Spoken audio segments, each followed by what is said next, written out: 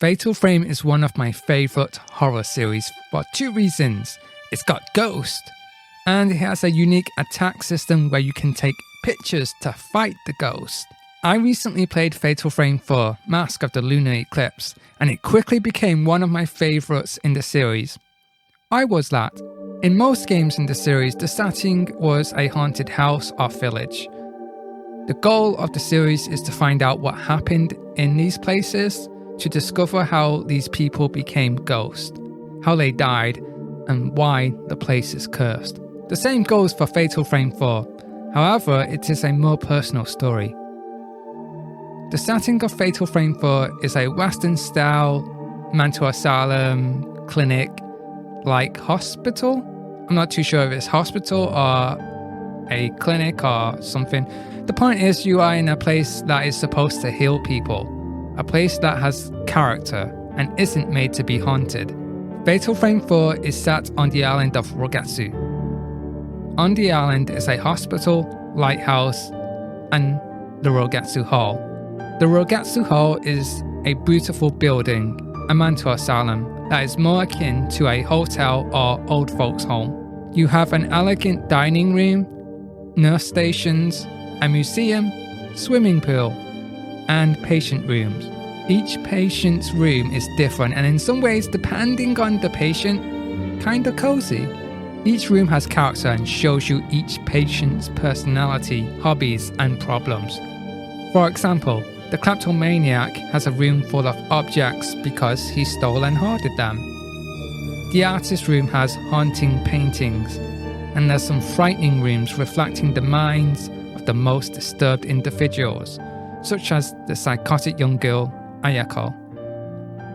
Our main character that we mostly focus on is Ruka Muranaka, who was once a patient at Rogetsu Hall and suffers from dementia. In fact, most of the patients suffer from dementia because they all caught a bizarre mental illness called Moonlight Syndrome. In fact, one of the traits of this illness is a fear of looking at one's own face or reflection, and that is why every mirror in the place has been smashed to bits. Ruka goes to the island with other former patients to find out about her childhood past, uncover her trauma, and search for the sinister truth of the Rogetsu Hall and the Mask of the Lunar Eclipse. In Ruka's room, we can see that she has a piano and music box, showing us her musical history and experience. In most Fatal Frame games, you fight ghosts by taking pictures. Each ghost has a personality and died in a different way. Broken Neck Woman fell and broke a neck. Frozen Man died in the cold.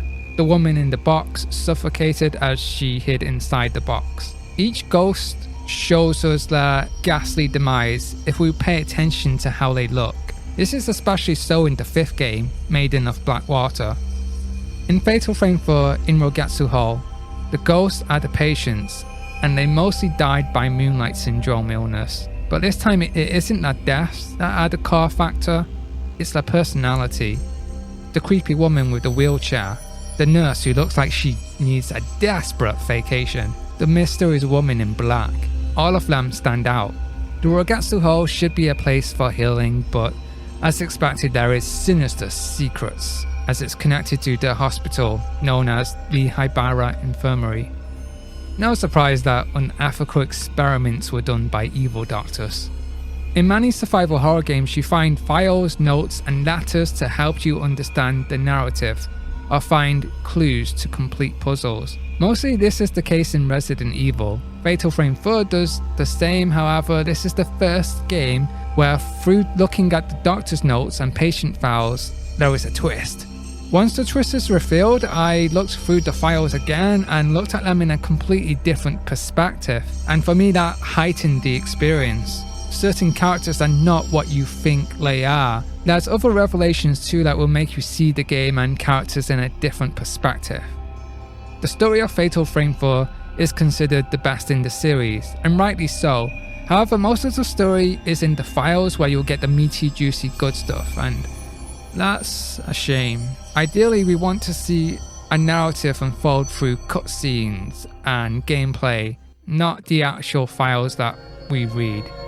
The theme of music is dominant in this game, as music is said to help heal people and bring memories to those who suffer from dementia. Throughout the game, Ruka will piece together music from her memories that will be integral to her journey, and that's one of the key things here. In the final moments of the game, a music piece begins to blare out as we go upwards to the top of the lighthouse. This music piece is called the Tsukimori Song.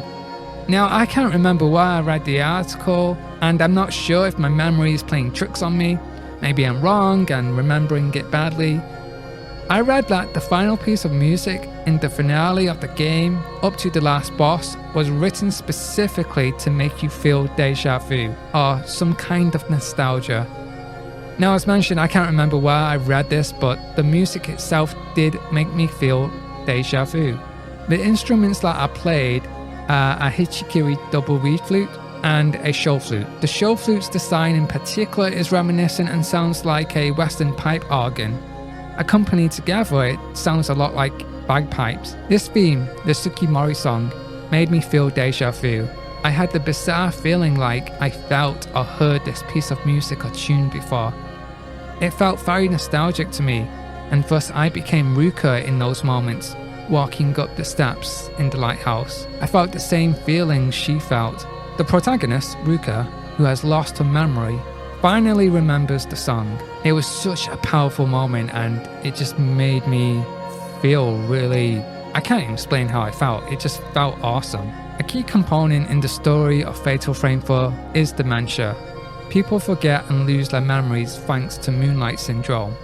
Unfortunately, I have family members who have dementia, and even though I can see them grasp onto their thoughts, clinging desperately to their words and remembering what they are trying to do, I know they want to be in the present moment. The fact that Ruka has dementia and eventually overcomes her illness is cathartic in of itself. I found the story deeply personal and somewhat tear-jerking, and this is why it is one of the best stories I've ever experienced in a horror game. Uncovering the mysteries and learning about evil secrets of the hospital, the ending is so satisfying that the goal of the game is for Ruka and the rest to try and remember so they can end the curse of Moonlight Syndrome.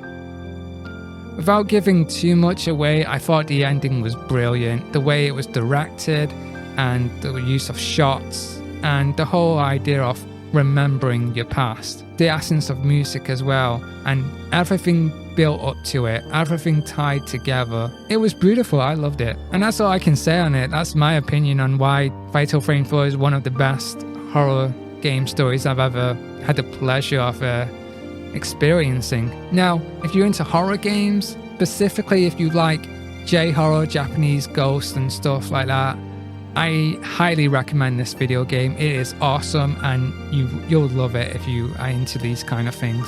If you're into survival horror, yeah, go for it.